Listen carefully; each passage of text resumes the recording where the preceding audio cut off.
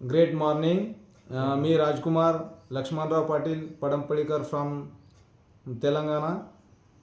मी इथं हळद्याचे आमचे मठपती सर यांच्या मार्फत ह्या ताईंना, ह्या मावशींना काय आजार होतं आणि आता त्याच्यावर आपण प्रोडक्ट दिलोत, फूड सप्लिमेंट दिलोत आणि त्याच्यावर काय रिझल्ट आला आता हे ताई सांगतील.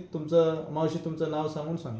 ललिता चंद्र मंदावान, राहणार हळदा, तालुका कंधार, जिल्हा नांदेड. मला प्रथम संडास कडक होत गेली. नंतर संडास साफ होऊ लागली.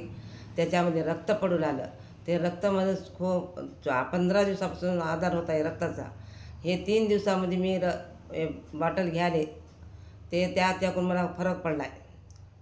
1 चमचा दररोजचा 2 टाईम 1 चमचा खायलो मी. हे किती दिवस घेतल्यानंतर तुम्हाला फरक पडले? 2 दिवसामध्येच फरक पडला सर. Okay, thank you.